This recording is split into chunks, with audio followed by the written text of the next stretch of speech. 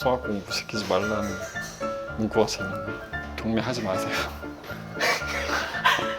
그냥 저냥 해서는 낙찰 못 받습니다. 안녕하십니까. 제 잠시 말씀 좀 여쭙고 싶어서 찾아왔습니다. 혹시나 임차인이 점유를 하고 계신지 소유자가 직접 살고 계신지 궁금해요. 소유자가 직접 다. TV도 있고 소파도 들어올 수 있겠습니다. 아, 방이 총 3개이네요. 아우, 알차게 되어 있네요. 빌려님, 저희가 지금 네. 여기 지금 온 곳이 어디죠? 광명의 한 아파트에 와 있습니다.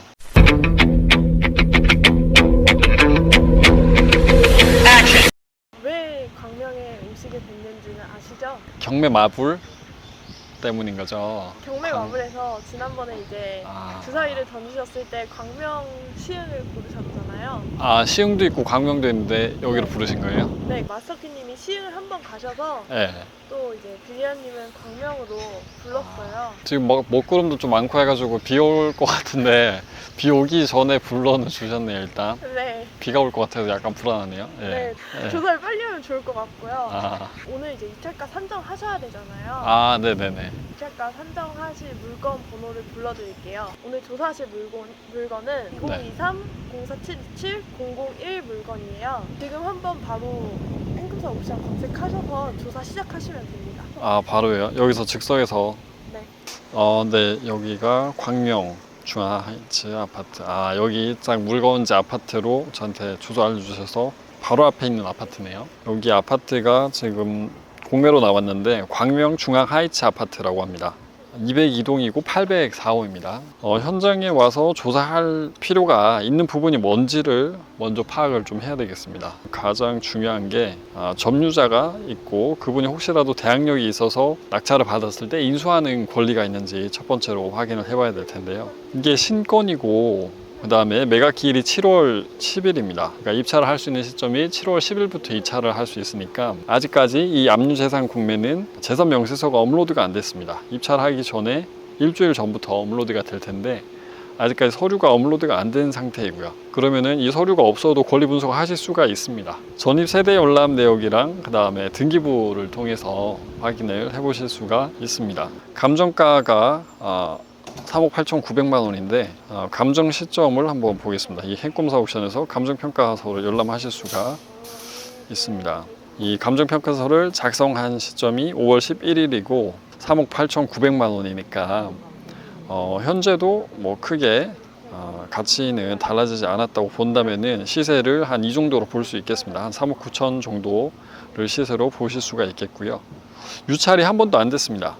유찰이 한 번도 안 됐기 때문에 지금 입찰을 하시면은 그냥 일반 물건으로 취득하시는 거나 다름이 없습니다.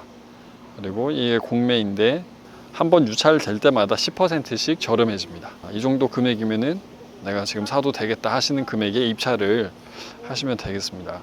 그리고 등기사항 증명서 주요 정보를 행꿈사 옥션에서 요약을 해놨습니다. 주요 정보를 보시면은 22년도에 압류가 하나 설정이 되어 있고요. 그 다음에 15년도, 16년도, 22년도 이렇게 해서 근저당권이 쭉 설정이 되어 있습니다.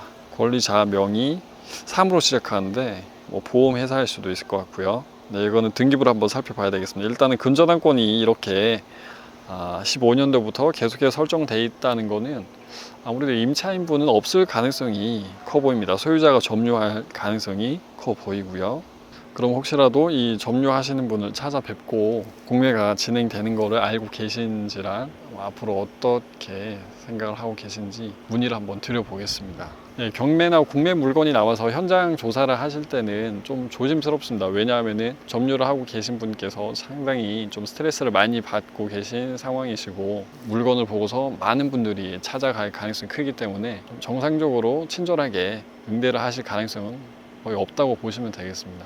그렇지만 좀 최대한 예의를 갖춰서 저희 물건은 또 확인할 수 있으면 가능하면 확인하시는 게 좋으니까 혹시나 협조적으로 확인을 해 주실 수 있는지 체크는 해 보셔야 되는 거죠. 처음부터 두렵다고 하셔가지고 확인을 해보지 않으시는 게 아니라 확인은 꼭 해보셔야 됩니다. 그리고 확인을 하시는 게 좀 잘못된 행동이 아닌가 이렇게 생각하실 수도 있지만 물론 점유자분께는 좀 스트레스가 되는 부분이지만 법원과 그리고 또 한국자산관리공사에서는 낙찰자가 낙찰을 받고 나서 그 점유자분을 명도를 하거나 점유자분이 혹시라도 양력 있는 임차인이면 보증금 변제를 다 낙찰자 책임으로 이렇게 명시를 해놨습니다. 그렇기 때문에 낙찰자가 입찰을 하기 전에 그 부분을 확인을 하는 것은 당연한 일입니다. 최대한 정중하게 점유자분 한번 찾아뵙고 말씀을 여쭤보겠습니다. 지금 사전 가시는 건가요? 네. 뭘 보시는 거예요? 이거 수학 공부 시키지 말라는 문구가 재밌네요. 이거 왜 찍으시는 거예요? 마케팅 문구예요. 아, 경매하지 마세요. 그냥 저냥 해서는 낙찰 못 받습니다. 네, 여기 명언이 딱 적혀 있습니다. 명언이 한때는 불가능하다고 생각한 것이 결국에는 가능한 것이 된다. 좋은 말이지.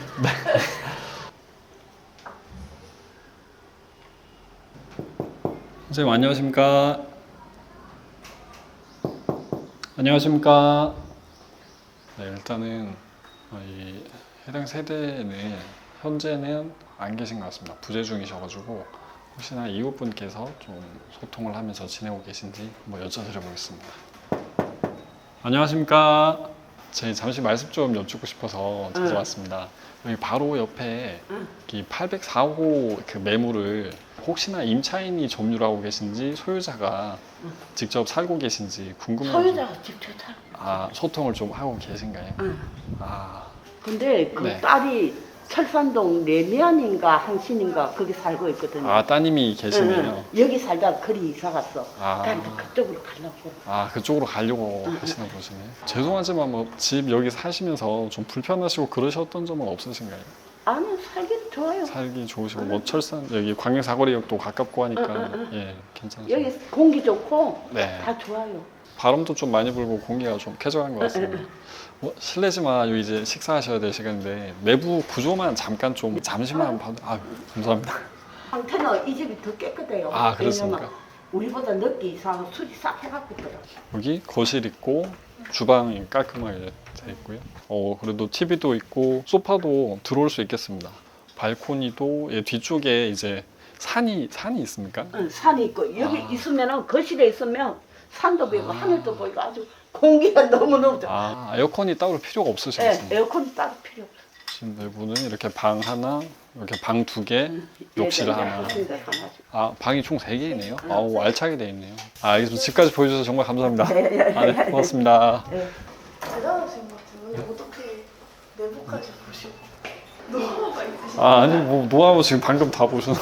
어쨌거나 그러면 이렇게 좀 내부까지 파악을 하실 수 있으시니까 기차에 저는 좋은 점이 분명히 있긴 하겠네요. 예, 지금 바로 이웃분들께서 특히나 소유자분들이 한 뭐 3년, 4년 이상 거주하셨으면 이웃분들이랑 친분이 있으실 가능성이 큽니다. 그래서 점유자분에 대해서 저희가 이제 입찰하시는 입장에서는 정보가 되는 것이죠. 그래서 많은 정보를 알고 계시니까 지금도 소유자분이 점유를 하시는 것을 이웃분을 통해서 확인을 했습니다.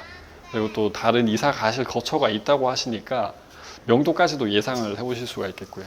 점유자분이 소유자분이라는 건 확실히 파악을 했으니까 그 다음에 내부 상태도 이웃분의 내부 집을 봤는데 분의 집보다 더 깔끔하다고 하니까 특별히 수리비도 많이 들어갈 것 같지는 않고요. 방 3개, 욕실 하나, 거실까지 있는 구조에다가 한번 사신 분들은 뭐 새 아파트 부럽지 않게 너무 만족을 하시니까 수요는 꾸준하게 있을 걸로 보입니다. 그래서 이제 시세 조사만 한번 해보겠습니다. 안녕하십니까. 예.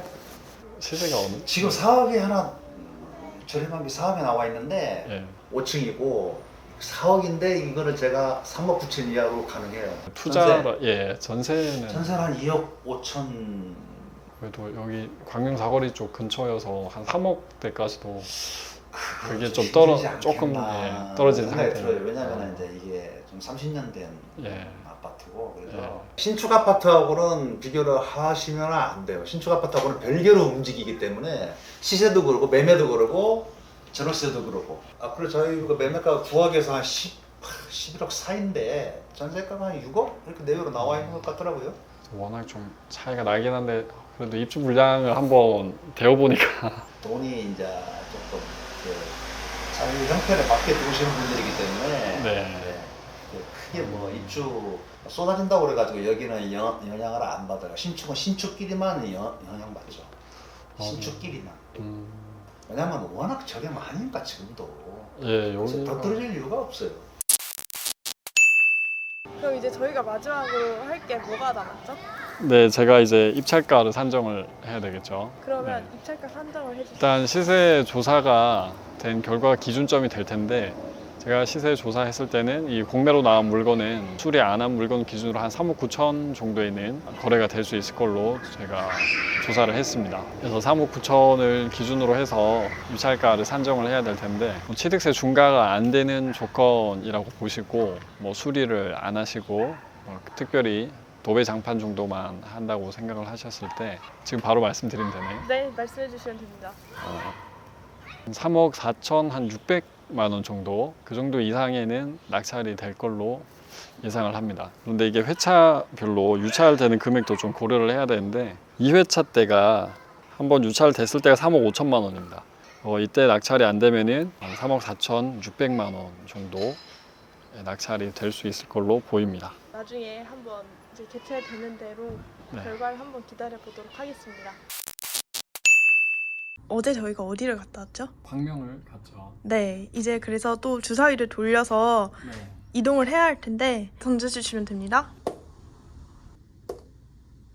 지금 숫자가 몇 칸이 나왔죠? 예, 지금 둘이 합해서 4가 나왔네요.